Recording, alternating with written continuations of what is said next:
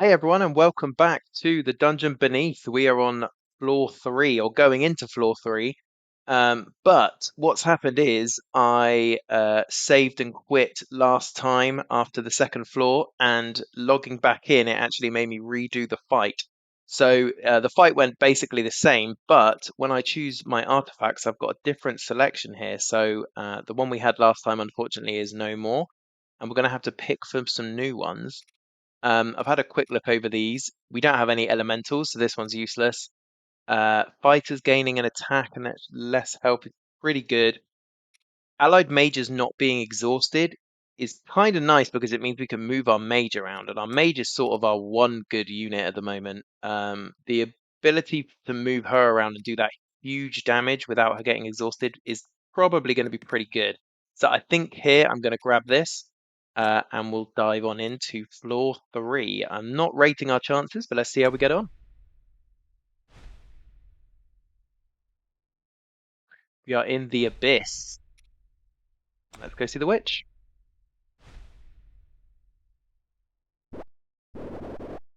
You, I have more potions for sale. Let's see what she's got for us. She has transform a fighter into a multi-class. Not bad. Transform a mage into a golden statue. We definitely don't want to lose our mage because that's our one good unit. Transfer a fighter into a basic copy of a random party member. Risky, risky. So who would we want them to be? We saw this last floor, didn't we? We could get another squire or another mage. They both require us to get power on them. Or the squire kicks out power, but we really just want the power to go on the mage. I think I'll save my 9 gold for now because we're going to want to have a look pretty heavily at the next bonfire to try and fill out our party. So I think we'll go on. Let's go to the sightless one. It targets the highest health enemy, poisonous. That's going to be a pain, but let's see how we do. Oh, and we've got a bonus objective here, win in 4 turns.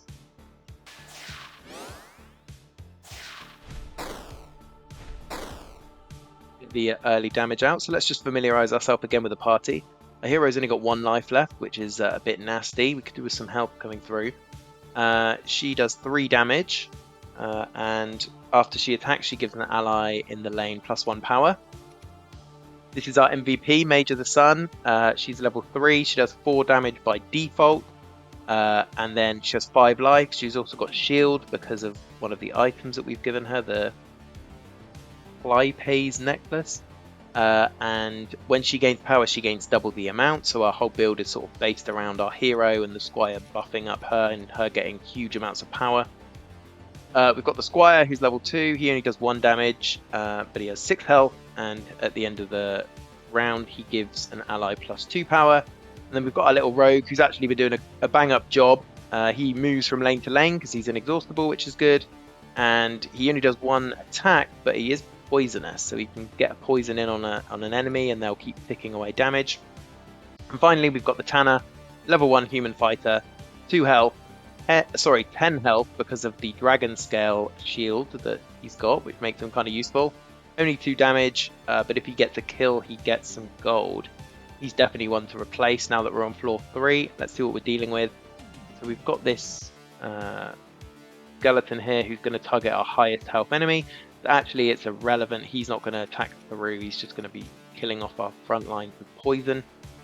And these two are going to be annoying because every round they're going to move. And they've got 2 damage.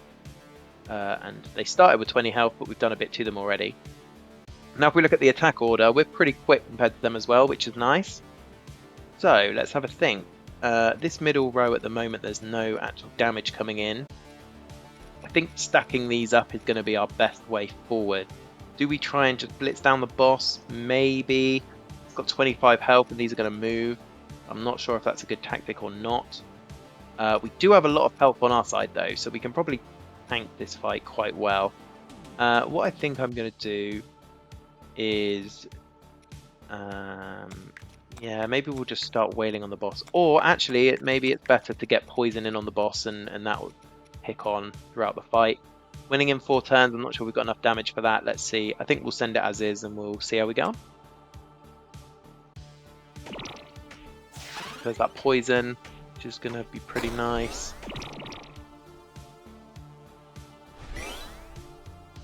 Okay, so this is actually pretty good because our top line is going to get absolutely wail on the boss. We've got 8, 9, 14 damage coming in, plus he'll take 1 from poison, 15. That's not bad. These guys are going to get hurt, but it's not too bad. I think we're just going to send it. Let's go. Now we should remember that we can move our powerful mage now because of the item we picked up, which might come in handy.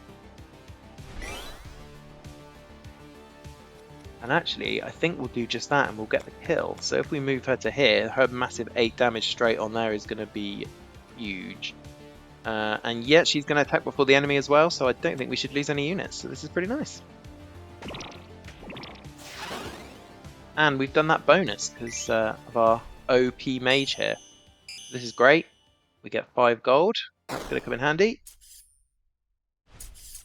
We can stick a level up on someone. Definitely the squire because he's part of our long-term build. And there he is. He gets a little blue outfit.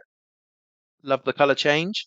And he just gets more health and he gets +3 power in the lane. So that's actually great because if he puts that onto our mage, that's going to double to 6. So pretty nice. We'll accept that.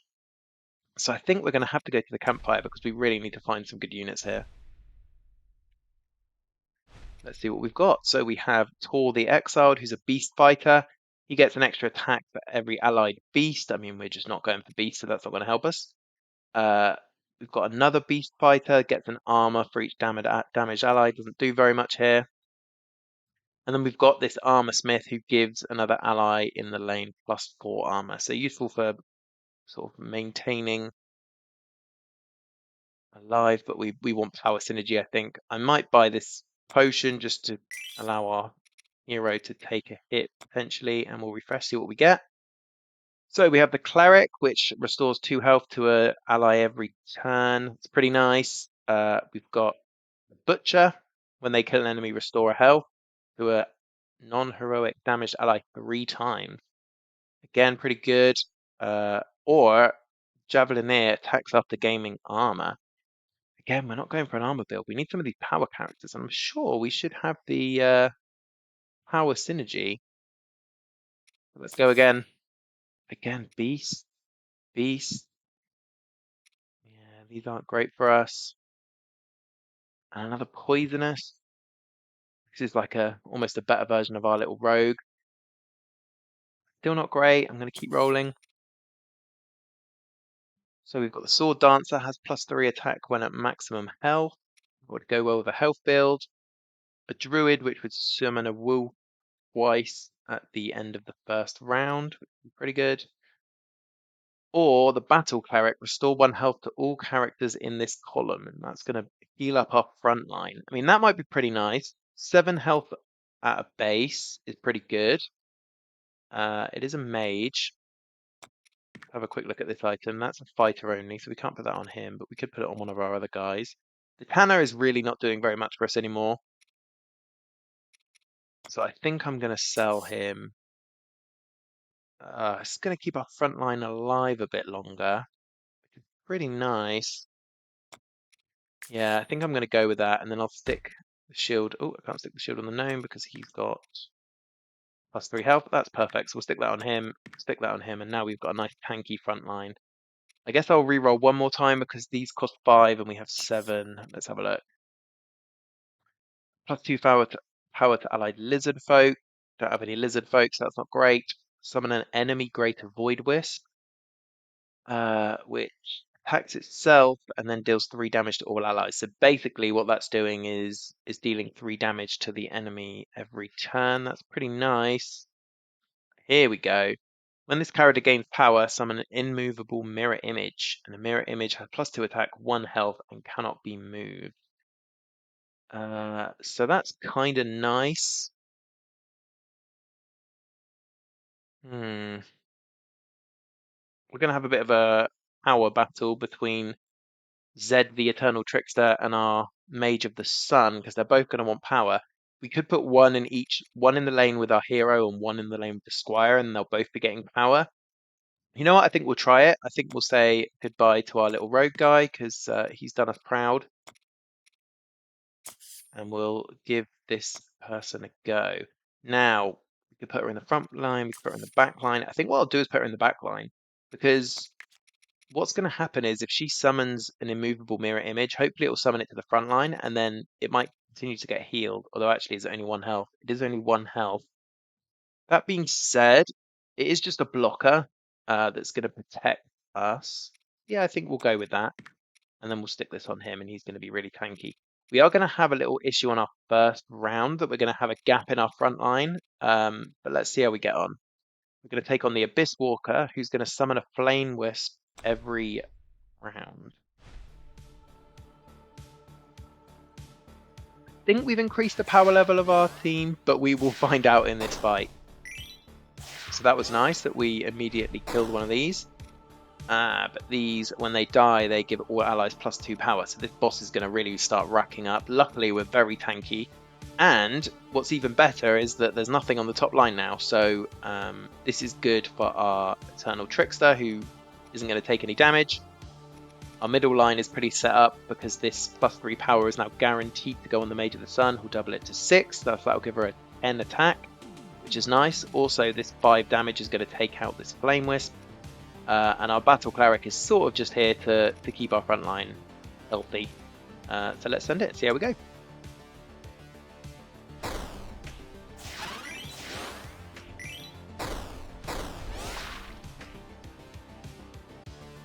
So where's this Flame Wisp going is critical. Going down here, this is not too bad actually, because we're not going to kill it, which is actually ideal, because we don't want to kill it. Because killing it will give the boss another 2 damage. So actually, all of these guys are going to wail on the boss. The boss is going to attack here for 2, which is fine, and we're in a pretty good position. Next time it's going to be a bit of a pain when it summons another Flame Wisp, but I think we'll worry about that next turn.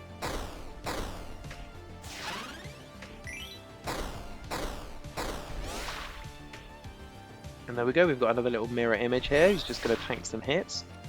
These can't move, it's interesting. It does block up our board a little bit. But again, we're in a pretty good spot here. So we are going to kill this one, and these are all going to get 2. And we will kill them before they get to attack. So that's not great. But our front lines are pretty tanky. So we're talking about this guy is going to receive 2 damage. This guy's going to receive 2 from the front, +4 from the boss. Yeah, I think we're good. Although actually we'll kill this as well. So this guy's actually going to receive 4, which is fine. We've got a nice 2, 3, 4, 5, 6, 7, 8 coming in at the top. Yeah, I think this is nice. Let's send it.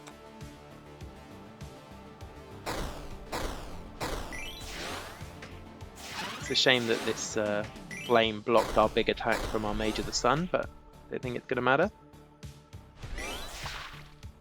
Okay, and this is perfect. The middle line is just going to completely clear this out. No damage coming in from anywhere else. Even if there is, even if this dies before this, it's just going to kill our mirror image, which is irrelevant. So a nice clean fight there. These mirror images could be good. They might just get in the way and we won't be able to move stuff around, which could be the problem.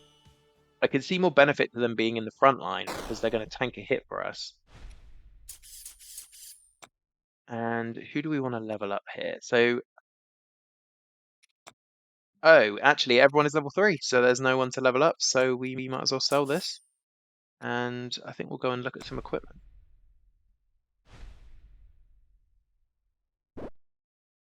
Buy a thing. Here we go. 6 gold, so we're not exactly flushed with cash. We have chainmail for humans, +2 health, -1 speed. Not great. We could have +1 health, -2 speed. Not great. +1 health, no downside. Could be good. +2 speed. Speed probably not the most useful resource here. So, I mean, getting an extra health on someone, I guess, is the best option here. Who can have an item? We could stick it on our dwarf mage. We could stick it on our gnome mage to just get them slightly more tanky. Probably good because they might need to tank a hit in the first wave. And we'll move on to the Menacing Radiance. Round end, summon 2 unstable radiances, then move. Seeing a lot of bosses that summon more creatures in this 3rd level. Bonus objectives: destroy the treasure chest. And he has 5 life, so I think we're in a good position here. Oh, and there we go, it's gone. So that's the 2 gold in the pocket. And now we can just start wailing on this guy. So he's only going to do 1 attack. An unstable radiance has 0 attack, 5 health. At the end of the round, it deals 5 damage to all characters in this lane, which is pretty nasty because that's going to potentially kill our backlines. Now we can move our mages around, which is nice. The mirror images might be a bit of a pain here because they might get in the way. But I think for now we'll send it because this is, probably our best damage combination that we've got here, with our Squire guaranteed to hit our Mage of the Sun.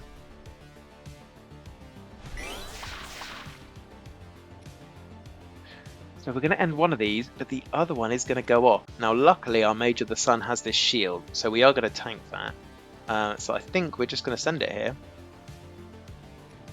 because everyone will survive this round, and we'll see what we're dealing with next round. Now these radiances are going to build up. Oh no, do they destroy themselves every time? Is that what it said? Yeah, okay. But basically we're talking 10 damage coming in every time unless we finish them off. Now this is annoying. What we could do, how slow are they? Oh, that just happens at the end of the round. So actually this is pretty good. We could move our hero down to clear out this one. Our powerful guy is going to clear out this one, and then we are going to get 3 damage through it. So great. Better than nothing though. So yeah, I think we'll send it.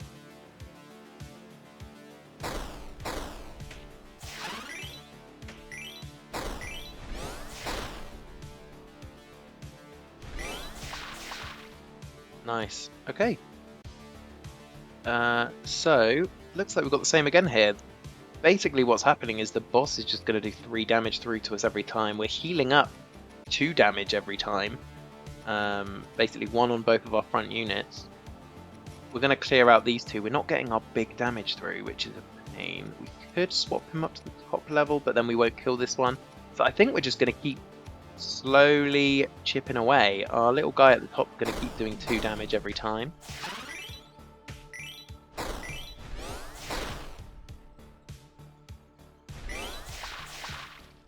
Okay, so now we might need to rethink things a bit, because this guy, if we don't do something now, is going to blow up. This is probably the worst case scenario, right? Because if we move our hero to the top, we're going to tank this damage.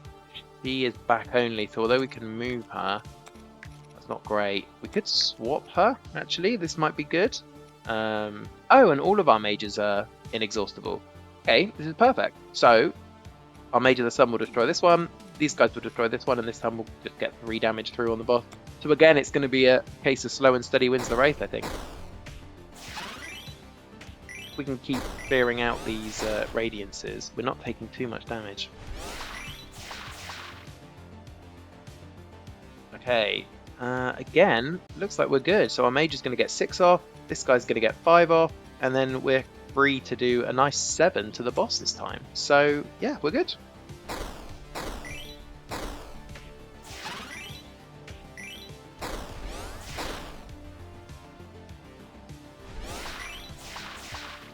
These little mirror images are just tanking the hits on the top line, which is nice.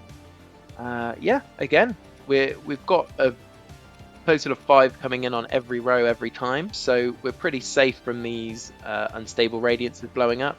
We're just having to deal with the 3 attack damage from the boss, which is nice and easy because of our little healing cleric. So it's not pretty, but we're doing it slowly.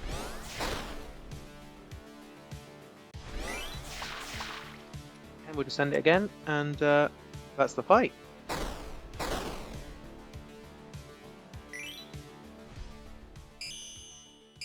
Nice. And we got our bonus gold as well, which is going to come in handy.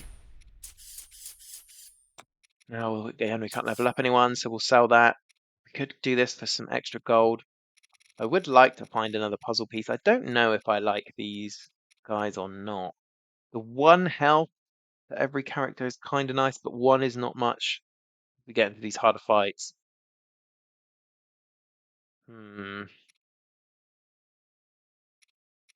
Yeah, I think I don't want to make the fight harder at the moment. It's pretty tricky as it is, so let's see if we get anyone good. Got another beast, no use to us. Got a lizard folk mage, boosts of the lizard folk, not great. and we've got Ares, the Lost Knight, which is a bit of a synergy between the armor build and the power build, it looks like. So if they get armor, then they also gain power, which is pretty good if we had armor units going on, but we don't. So we do have a free refresh. We might as well refresh once. We've got the Wraith Conduit, who will counter on an attack. Not bad. Doesn't necessarily fit in with what we're doing. Cleric of the Rose. Every time someone's healed, it will deal 2 damage to the nearest enemy in this lane. That's pretty nice because we've got our little healing guy up front. It doesn't really factor in with our power synergy though. And then we've got the Immortal that doesn't lose armor at the end of the round. A nice armor synergy piece, which we don't have. So it's really a question of, do we want to go with Cleric of the Rose over, I guess it would have to be our Trickster. So what are we talking here? We're potentially talking an extra 2 damage twice each turn. So we're just going to knock out 4 damage at maximum each turn. At this point, 4's not great, and I think these mirror images might come in handy because they're going to tank some. They could tank some big hits. The problem is that they can't move, so we're really down to RNG with this guy. I'm gonna do one more reroll. So this is a undead synergy, which we don't have. This is a lizard folk synergy that we don't have. This is another lizard folk synergy. Wow, we're really not getting what we want. Okay, I'm not going to go again. We're going to go forward to the Ember Spirit, who has bonus attack equal to their armor. And at the end of the round, they gain 15 armor and then they move.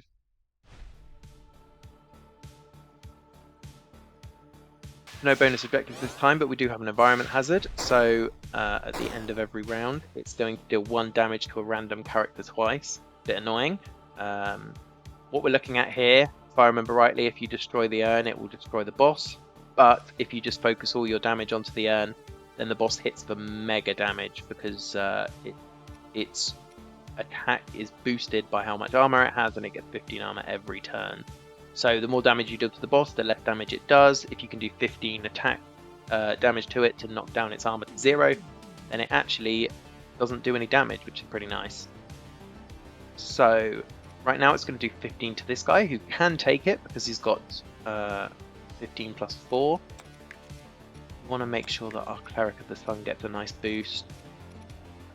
So I think we'll send this, to be honest. What we're going to do here is the Cleric's going to get nice and buffed. Sorry, the Mage of the Sun's going to get nice and buffed again. So we'll really start wailing on this Spirit Urn. This guy's going to move every turn, so we might have to... We could hope for a mirror image here. If the mirror image comes down here, then we could move our Cleric out the way. Yeah, pretty nice. I think we'll send it, and we'll see how we get on. Worst comes to worst, we could move our Mage of the Sun in the way because she does have a shield.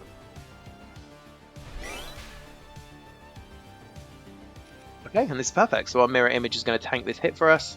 We're going to do huge amounts of damage through to the urn. Got a nice 13 coming in on that. Yeah, I think we're good.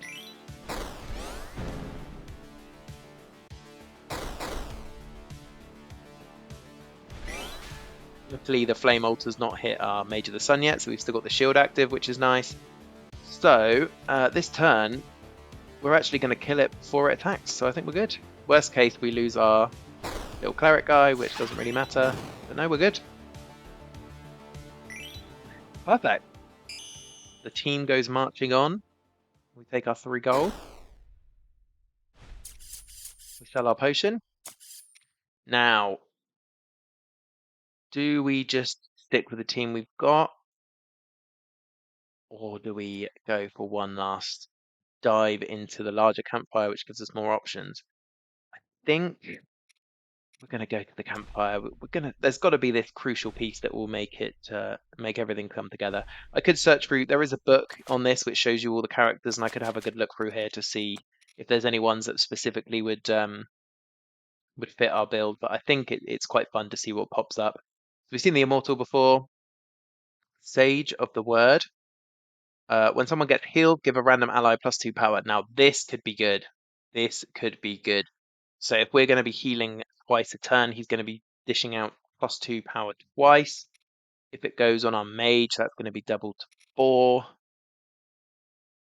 possibility. We would have to get rid of our Eternal Trickster. We're very much putting all of our eggs in the Mage of the Sun basket. Let's have a look at what else we've got. Doom gain +3 power. So kind of a power synergy, but the fact that she gets power doesn't really help us that much. Got the Assassin, which we've seen before. We've got a Necromancer that summons skeletons. Doesn't really do too much for us. I think I'll take the free refresh. The Sage of the Word could be good, but we're putting so many eggs in our one Mage of the Sun basket then that if anything happens to our Mage of the Sun, we're in a bit of trouble. So let's have another refresh. So we have Battle Start and Death, build your board with Lizard Folk hatchlings. Good for a Lizard Folk synergy. This is Battle Thane. After he attacks, he triggers all adjacent characters' counter effects. That's a really nice combo piece if you've got some counter characters in your team. Nyx of the Old Moon. On Doom, when an enemy character dies, it curses a random enemy, which doubles the next damage they take. I mean, there's probably something in there with cursing an enemy and then hitting it with huge Mage of the Sun attack, but that's going to be too tricky to pull off. We've got the Cleric of the Hammer, which on the round end summon a golden spectral hammer, which has 3 attack, 1 health, but after it attacks, it deals the damage. So basically, it comes on your board, does a big attack for 3 damage, and then dies. There's some synergy places there, but doesn't really fit with what we're doing. And then we've got the Armor Smith, who I think we've seen before. I'm going to give it one more roll. Otherwise, I think we're going to go with the team we've got, and we're going to pray to the Dungeon Beneath gods that it's a death. So we've got the Venomancer, which is poisonous. It deals damage to poisoned enemies. Nice poison synergy piece. There's our little rogue. He's all leveled up and he's level 3. 3 damage, 7 health. Pretty much the same as we left him. The Immortal we keep seeing. Lyra Dawn's Light. Targets a random enemy in any lane. And on Hope attack. We had ways to boost her attack up with items. That could be pretty good. We'd get off potentially 3 attacks a turn from her. I don't think we definitely haven't got any marksman items, and I don't think we've got any great items for boosting attack, to be honest. And then finally, we've got the Juggernaut here. The round end for each soul, randomly gain +1 power or restore 1 health. And soul is a undead concept that doesn't really play into what we're doing here. Okay, I think I'm going to keep the 9. Probably going to want to get some items before we go into the boss. So this is our squad. And we'll push on. I don't know if it's going to be enough for the final boss, but we'll see how we get on. We are fighting the Abyss Guardian. At the round end, it summons an Infernal Wisp, and we have a bonus objective to defeat all enemies. It's going to be down to luck whether we manage to pull that off, to be honest.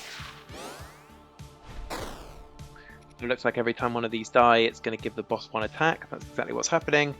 And then every round, he's going to summon another one, so that's pretty nasty. We've also got the Volcanic Lake, so it deals 5 damage to any character on the targeted tile every time. Luckily, that's currently a blank tile, which is nice. Okay, what are we going to do here?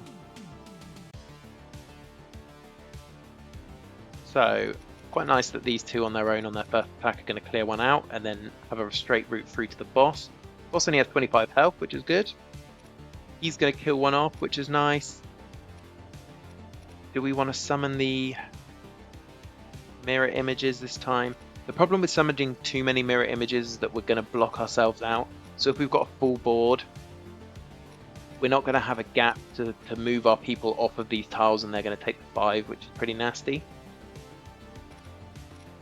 Does this guy move? So this guy doesn't move, so he's going to be constantly attacking the middle line. But I think that's fine.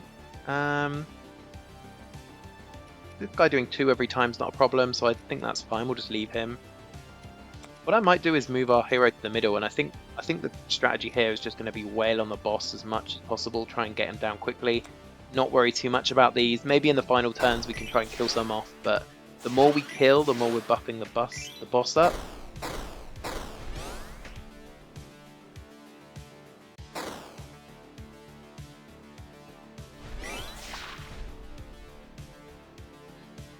Okay, this is annoying. This row was the place we didn't want them to summon.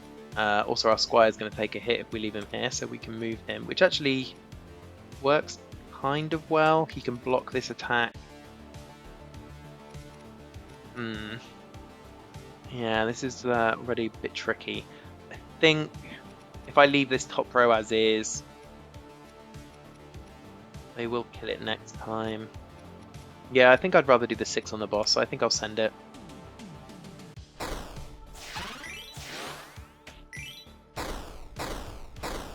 Cleric guy's going to heal up every time, so that's nice. He's going to last quite a while. Okay, and we've got the mirror image here. Now, this is annoying. So our battle cleric is going to take the hit here, which will, well, will it kill him? Actually, it won't kill him because after he attacks, he'll heal up for 1, which will mean that he'll be on 8, but he'll take 2 damage, so he'll go down to 6. He'll take 5 from the environment. That's a bit nasty. What's our attack order here? So this guy's going to clear him out. We'll get an extra 1 on here. We've got a bit of a nasty situation actually forming in the middle, so this guy is going to... Actually, who attacks first? Oh no, we're going to kill him out first. So that's good. Our mirror image will tank the hit from the Abyss Guardian, which is nice. Yeah, I think... Do I want... Is it more important to have the healing? I guess it's probably better to just move him off. It does mean next time we're going to have to move him back, which is a pain. The alternative... Yeah, we don't really have any alternative. I think that's fine. I think we'll just tank the 2 with him. We won't get the healing this time, but that's not a problem. This guy's got lots of health. I think we'll send it. We'll keep wailing through onto the boss. And these mirror images might prove to be pretty useful. Just tanking the boss's hits.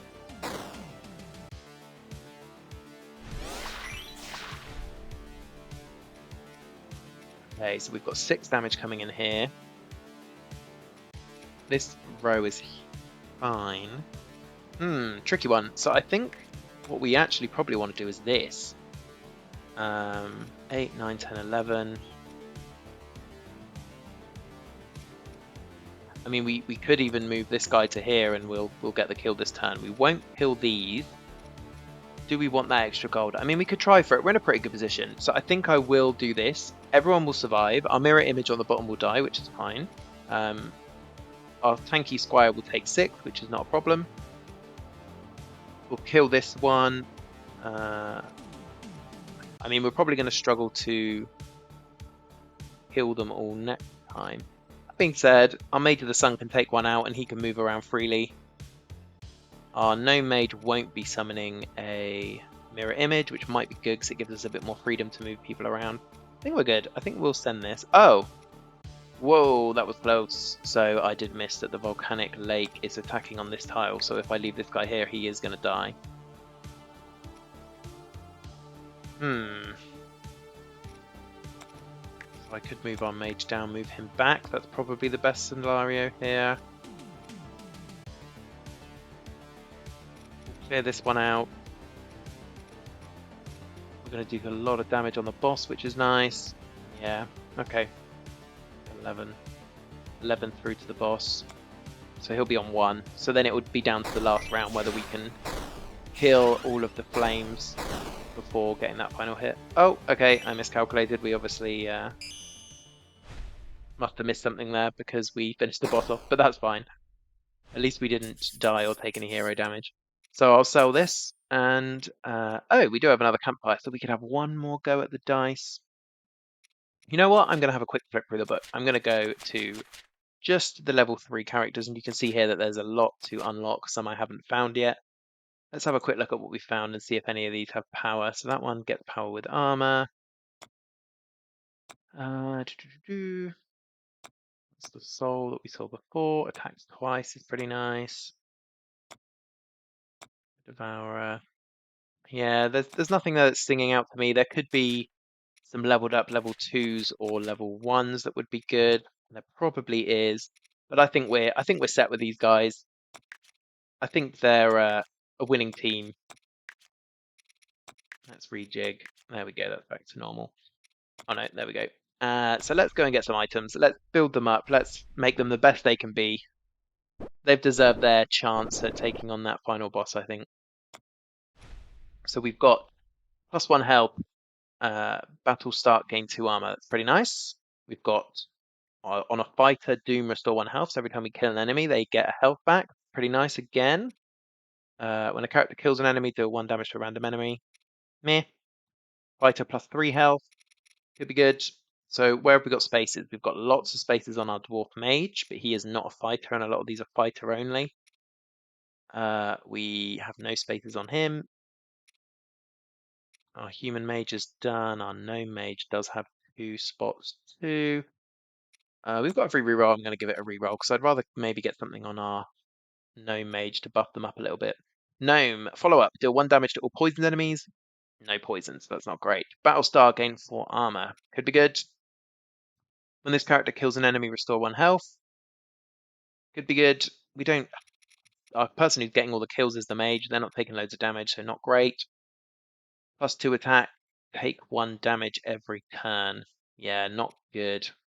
Not good. We could buff this guy up to 3. Would heal at every turn, but then he's got no natural healing then. It will just be balancing out his follow-up skill.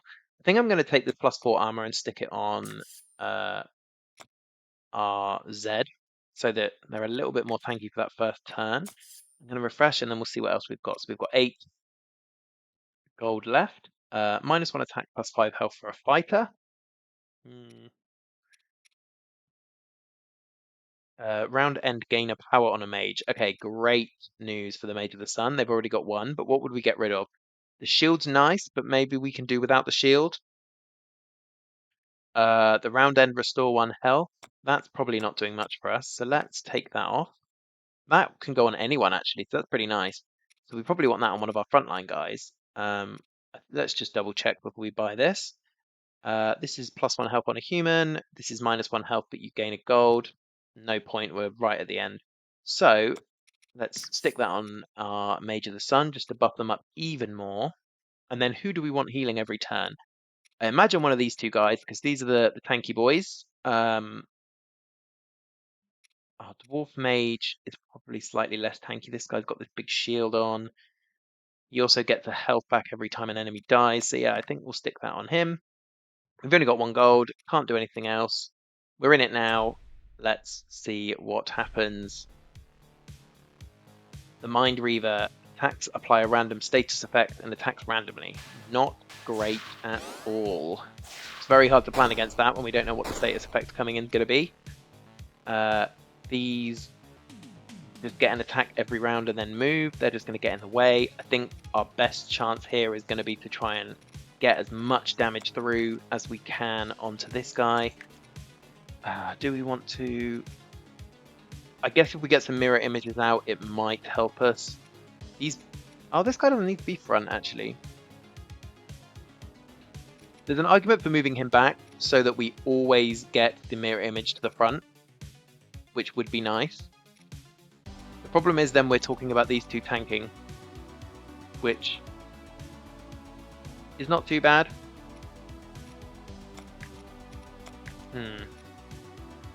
Oh, but we want the squire to give our mage the power. Okay, nope. We're in. Let's go. Mind Reaver, bring it on.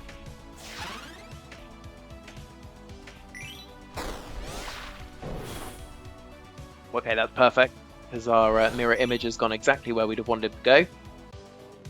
Now, question.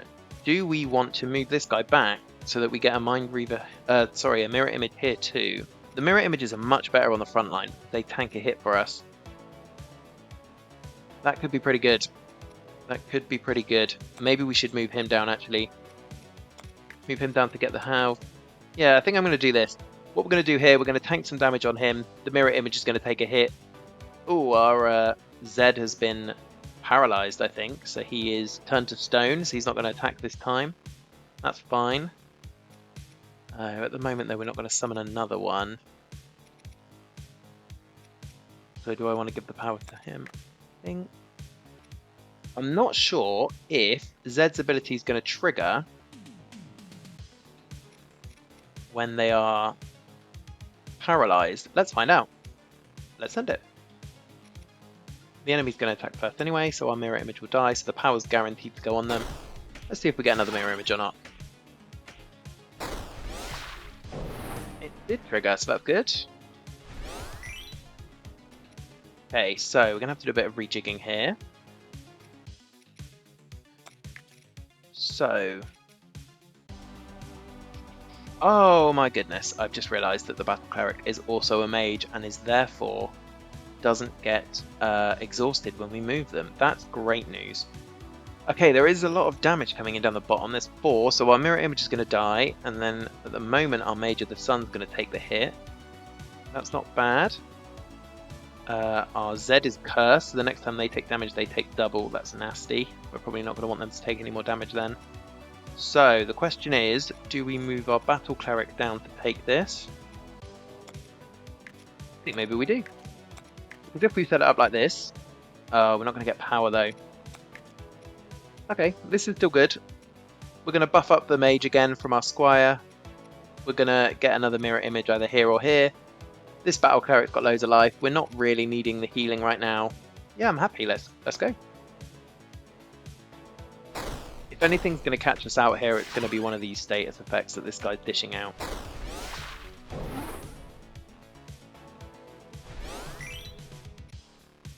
So our squire is now confused. So after they attack, they are going to move. They attack pretty quickly as well, so that's pretty nasty. So that's going to be 4 damage coming through on our Mage of the Sun as it stands. Also, we've got 3 damage coming in here, so I think we want to move this guy up. I think we'll move our Mage of the Sun down. Oh, actually, no, this could be nasty. Because if the Squire... Oh, no, if the Squire moves, he's only going to move back 1. That's fine, he's still going to tank the hit. I'm happy with this, I think we'll send it. And actually, our Mage of the Sun is going to get the final blow because he only's got 8 life left. Brilliant. That was not too bad, but that is not the final battle. We get some health here, which is nice. We can boost up our hero back to full. Again, if we had anyone who wasn't level 3, we could boost them up, but we do not. We'll get some gold. And then we get to choose one more artifact. After the first round, summon an enemy lesser void wisp.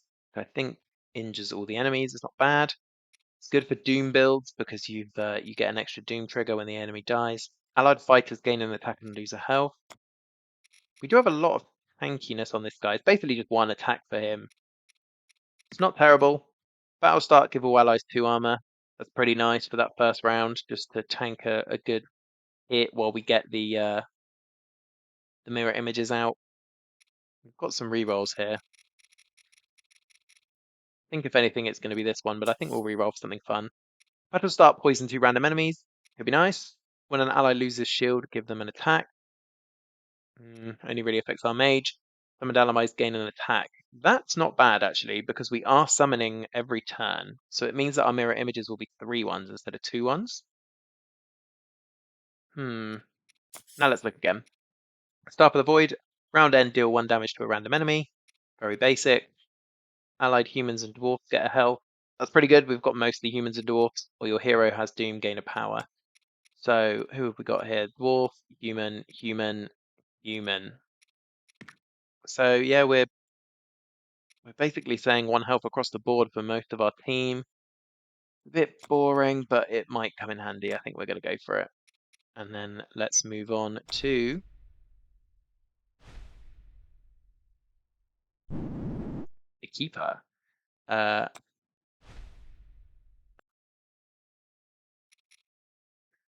Okay, so we are at the final merchant. We have 6 gold, so we could buy 1 thing here.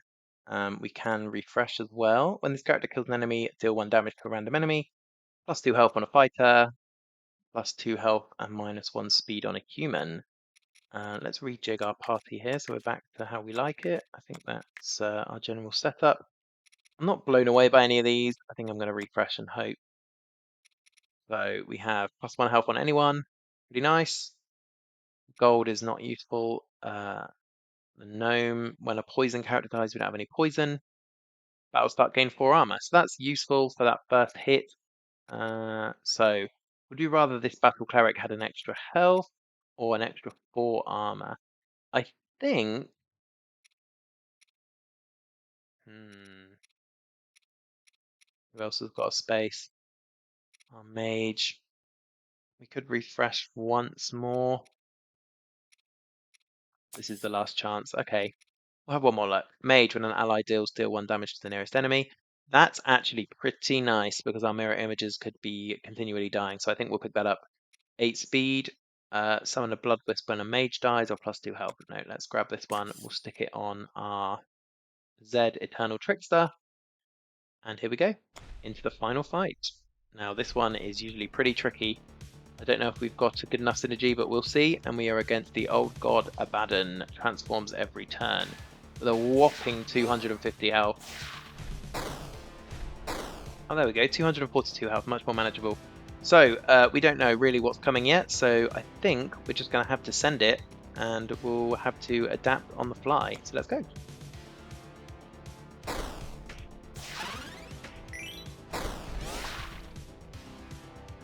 It's annoying that this guy's hid back here. What I might do actually is move this guy up so that we're guaranteed to get the next one on the bottom line. Although that is going to block us out. We're not going to be able to move anyone anymore. Yeah, I think I'll move our power guy down, and I think we'll use Zed as a bit of a resource. We'll move our hero up to give him power as and when we need the mirror images, but I don't want to block our board up because then we're really restricted on where we can move our heroes around. So this time, round end, summon 3 golden spheres. So what we're going to see here is Abaddon's going to do something different every turn. And this time it's summoning 3 attack, 4 health units. 3 of them, which is pretty nasty. Does give us a turn to absolutely wail on him though. Getting down to 207. Okay, let's see what we can do here. So, we'll move this guy down and we'll get... Oh no, they've got 4 health. Okay. What's our attack order here? The middle line's a shame because this guy's 2 damage is kind of wasted. We'll kill 2 of them. Abaddon this turn is summoning 2 random Devourers. Now, I'm not sure exactly what they are, so that we'll have to deal with that next turn. This guy can tank the attacks. He's just a mirror image, which is fine. I think... I want to summon another mirror image, I guess so. Yeah, I think we're just going to have to send it. This guy is going to take quite a bit of damage here with 6 damage. He will get healed up. But there is a chance that our hero will put the power on the cleric, which is not ideal. I wish I could move these mirror images, man. They'd be so good. Okay, let's do this. That way we'll get a mirror image here for sure. And our battle cleric can tank a hit. Annoyingly, this, again, will be a bit restricted where we can move again. Yeah, maybe I won't, actually. Maybe we'll do this. I think this is good. We'll clear out 2 of these. Hopefully there'll be nothing left on the bottom line, which means that we don't need to tank their next turn.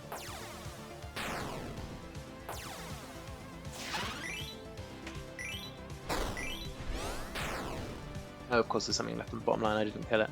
Okay, well 2 health is fine. And now we have the Devourer of Strength, so we cannot gain armor. And the Devourer of Hope, we cannot recover health. Now we don't use armor, so that's fine. This one is a bit of a pain though. So we are going to take 3 damage along the bottom unless we can make a move. I think we'll move this guy down. We'll move him up to kill... when do we recover? After he attacks. So annoyingly this turn we won't get the health bonus, but I think that's fine. Yeah, I think we'll send it because we really want this. We want to continue sort of wailing through on the boss because the longer this fight goes on, the worse. Didn't actually look at what the boss is doing, which would have been smart.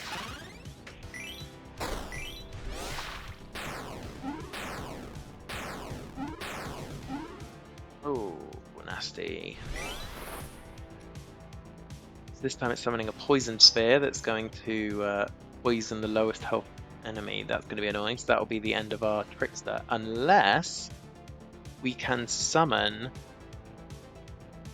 a mirror image, which we will. So that might be good. We might end up poisoning the mirror image, which will be perfect. These guys are going to move though, which is very frustrating. So we don't know where the mirror image is going to end up. But I think what's most important, oh no, we need to summon that mirror image, but we need to kill this just in case this ends up killing our mirror image. Oh no, the mirror image will be summoned at turn 6. I think we're okay. I think I'm going to send it again.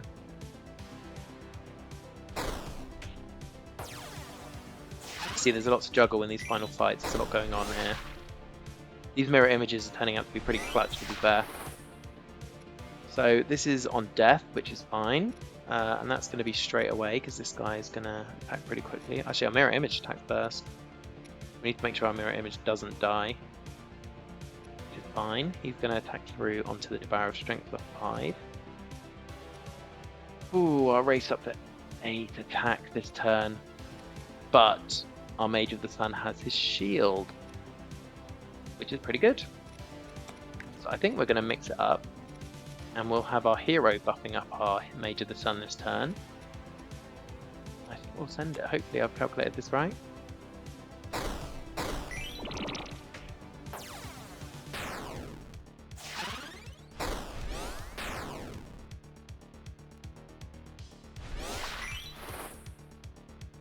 Okay, nice, nice. So we've got another mirror image here, which is fine. That's going to tank that 3 attack, which is beautiful. Do I want to reposition these again? Squire does get us more power on our Mage of the Sun, but he will miss a turn, which is not great. I think I'll just continue to send it. Our Mage of the Sun can tank a hit, and then next turn we'll have the mirror image come out in space to block. 2 random Devourers again next turn. Yeah, okay, let's go. Down to 150 now.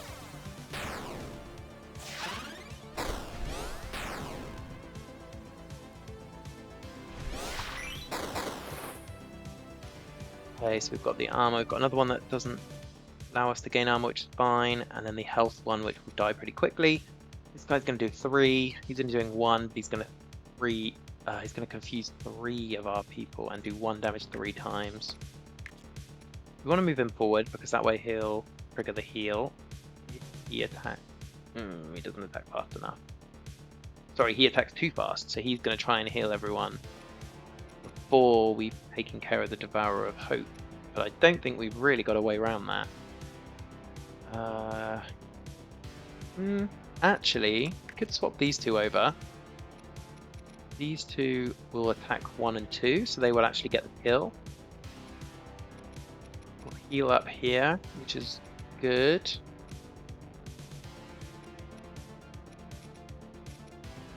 Kill this Devourer of Strength, which doesn't really matter. We're not getting much through on the boss this time, but I think we need to clear out some of these orbs so that we can actually get through.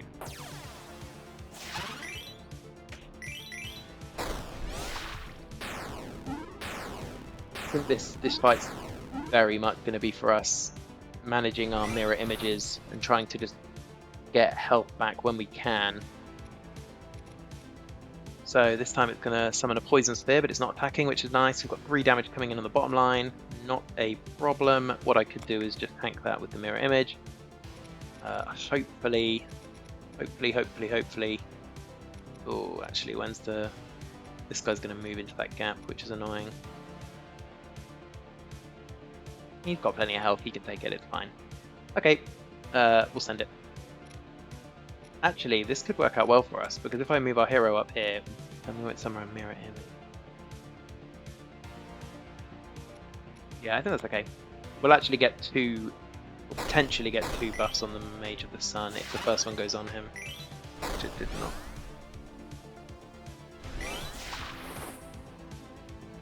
Okay, down to 109. We've got the Poison Sphere out. We have got a mirror image, which is nice. This guy's doing 8 damage now, but this guy could tank it, which I think is fine. Yeah, I think we'll send it again. At the moment, we're using the Squire's power onto the mirror image, which is a bit of a waste. In fact, it's a definite waste. The pain, because it's going to be exhausted this turn, but we don't really have another option. so we'll go with that. I'll move. I think we do want to summon another mirror image, so we'll hope that this hits our Z.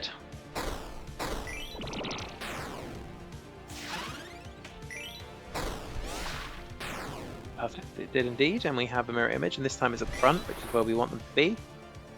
So 3 damage coming in, summon 2 Devourers. 3 damage is a bit nasty. He's only got 4 life left.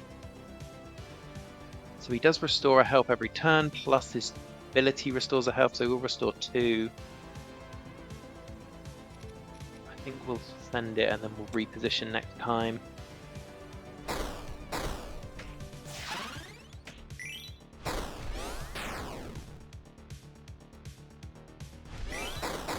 Okay, Devourer's coming in, same as before, health and armor, no problem. We can kill this one very easily.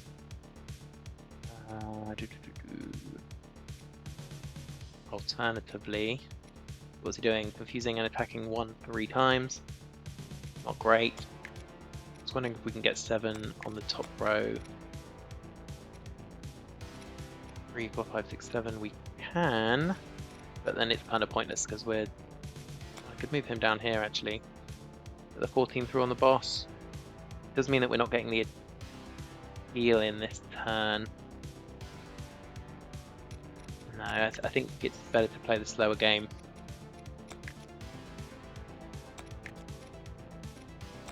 We'll do this. What do I... Tricky. Yeah, maybe I'll keep him here because we want to keep trying to buff the Mage of the Sun, I think.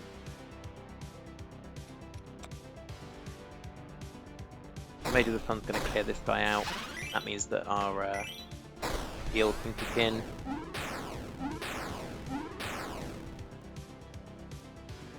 Okay, we've lost our mirror image. Our cleric's confused, which is not good. Our squire is in a good position though to tank anything that comes in. Actually, there's no damage coming in this turn, which is nice. Gonna summon a poison spear. Fine, that means that we definitely need to have a mirror image on the field. Our Mage of the Sun's not gonna get power this turn though. Could move them down, but they'll then just kill this instead of attacking the boss. Guess that's good. It opens up another lane for us to get through, damage through onto the boss.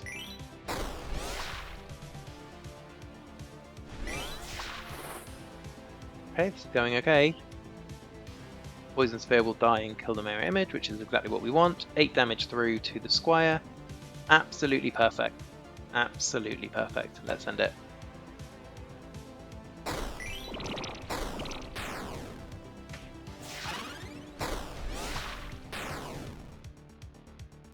Little team is doing a good job. Only 30 left.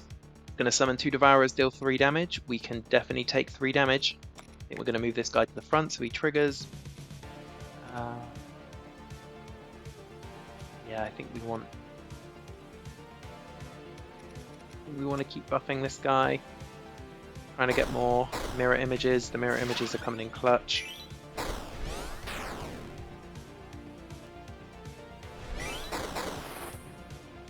Only 6 damage left, which is perfect.